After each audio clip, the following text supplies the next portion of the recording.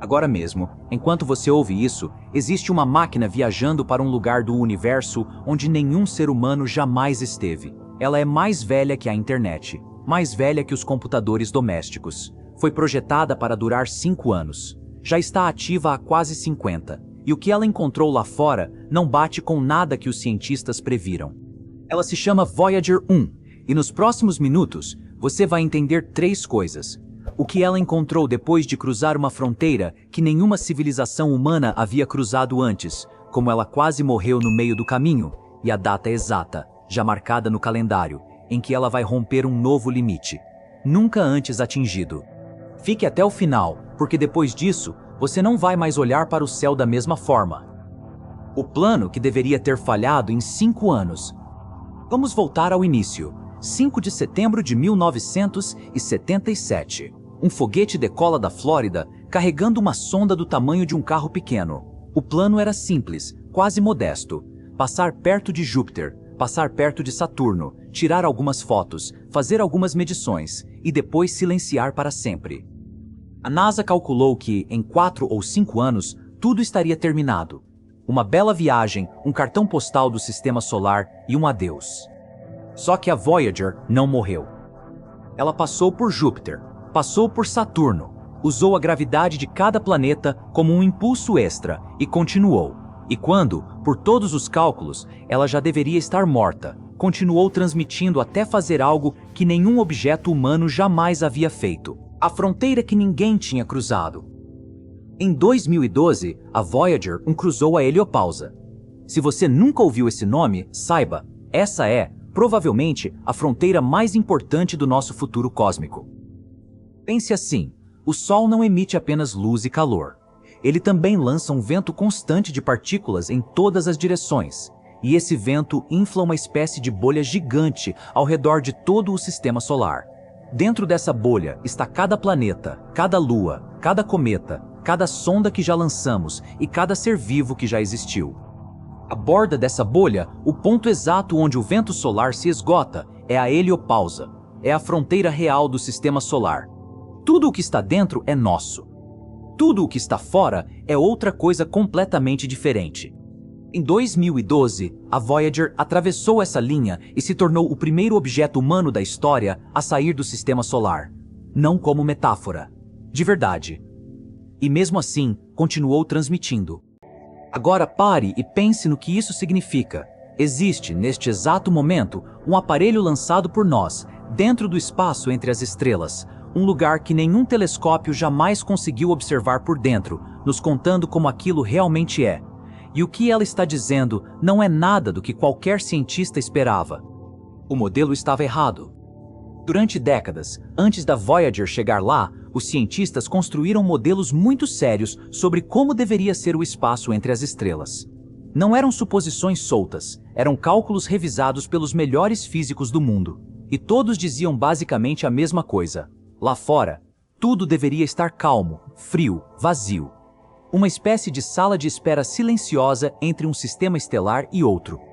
A Voyager entrou nessa sala de espera e encontrou uma tempestade. Desde 2017, um dos instrumentos da sonda começou a captar algo que ninguém sabia explicar. Um zumbido fraco e constante no plasma interestelar. Não um pico isolado, não um erro de leitura.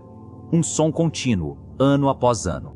Os cientistas que publicaram essa descoberta na revista Nature Astronomy foram diretos. O espaço interestelar não é aquele vazio parado que os modelos previam.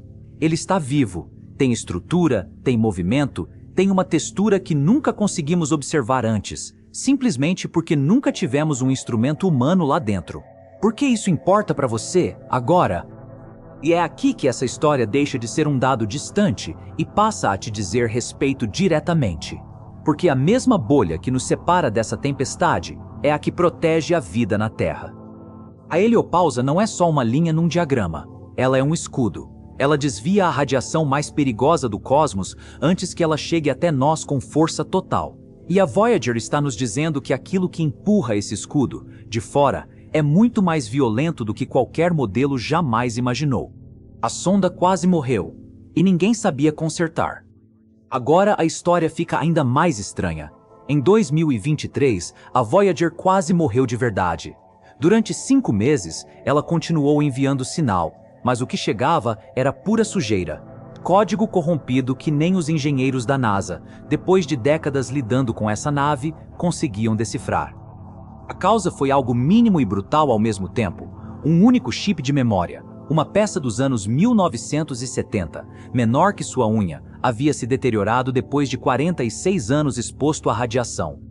E aqui está o problema real. Esse chip estava a mais de 24 bilhões de quilômetros de distância, sem missão de reparo possível. A única ferramenta disponível era um sinal de rádio que levava quase um dia inteiro só para chegar até lá. Um dia para perguntar, outro dia para ouvir a resposta. Mesmo assim, ao longo de meses, passo a passo, os engenheiros fizeram o equivalente a uma cirurgia cerebral à distância numa máquina de quase 50 anos. E funcionou. Em meados de 2024, a Voyager voltou a falar claramente. Mas nada disso preparou ninguém para o que ela encontrou logo na fronteira. O muro de fogo que não deveria existir. Durante anos, os modelos diziam que atravessar a heliopausa deveria ser algo suave, o vento solar enfraquecendo aos poucos, o espaço exterior surgindo devagar, como um rio se misturando ao mar. Não foi assim. Na borda, as partículas não se acalmavam. Elas se moviam a uma fração da velocidade da luz, colidindo entre si a temperaturas de quase 30 mil graus Celsius. Não no Sol. Na própria borda do nosso sistema solar, exatamente onde tudo deveria estar frio e vazio. Alguns cientistas chamam isso de muro de fogo. E não é uma metáfora bonita, é uma barreira real de partículas fervendo no limite de tudo o que chamamos de lar. 2 bolhas que não deveriam estar conectadas. Então veio a descoberta do campo magnético. A expectativa era simples. Dentro, o campo do Sol. Fora, o campo da galáxia, separados por uma linha limpa. A Voyager encontrou outra coisa completamente diferente. Os 2 campos estavam conectados, trocando energia na fronteira de uma forma que nenhum modelo havia previsto. O sistema solar e a galáxia não estão isolados um do outro. Eles estão entrelaçados. E isso não é um detalhe pequeno. Se a relação entre a nossa bolha protetora e o espaço lá fora é mais energética e mais caótica do que imaginávamos, então tudo o que pensávamos saber sobre como a Terra é protegida precisa ser revisto do zero. O relógio está correndo. E enquanto tentamos entender isso, o relógio da Voyager está acabando.